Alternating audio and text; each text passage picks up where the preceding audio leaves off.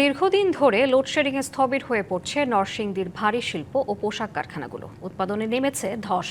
শ্রমিকরা হারাচ্ছেন মূল্যবান কর্মঘণ্টা, বাড়ছে খরচ। এতে আর্থিক ক্ষতির শঙ্কার কারখানা মালিকদের।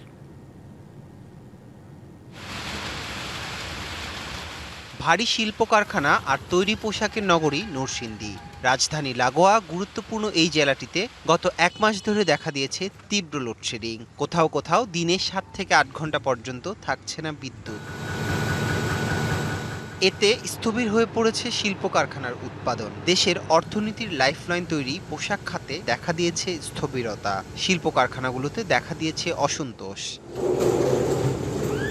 এমন পরিস্থিতিতে শ্রমিকরা হারাচ্ছেন মূল্যবান কর্মঘণ্টা, তেমনি উৎপাদন খরচ বাড়ছে মালিকদের। অনেক ক্ষেত্রে 40% পর্যন্ত বেড়ে গেছে। ক্ষতিগ্রস্ত উৎপাদনমুখী সকল প্রতিষ্ঠান। প্রোডাকশনের ক্ষতি হয়, তারপরে সাইজিং এ হুটা আসতে পারে না, তাতেও ডিম ধরা খাই, মানে প্রোডাকশনের লস, বিলও কম পাইতেছি, ফ্যামিলি চালাইতে পারতেছি না ঠিক মতো।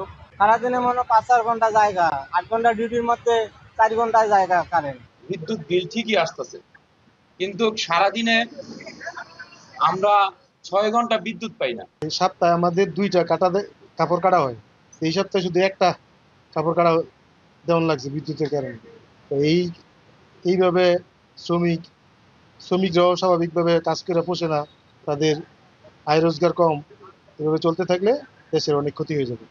ঈদ আসবে, সাথে ক্যাশব্যাকও আসবে। নিজের বা প্রিয়জনের জন্য কেনাকাটায় এবারও নগদ পেমেন্টে পাচ্ছেন দারুণ ক্যাশব্যাক। তাই যাই কিনুন, পেমেন্ট করুন নগদে।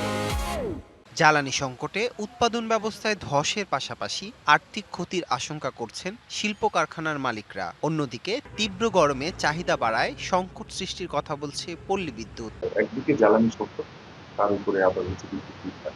আমার মনে হয় সরকারের একটা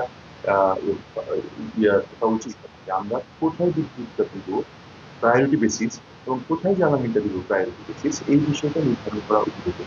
আবার প্রচন্ড দাবদাহ সারা দেশব্যাপী চলছে। এই দাবদাহের কারণে আমাদের ডিমান্ড প্রচন্ড বেড়ে গেছে আমাদের সাপ্লাই থেকে।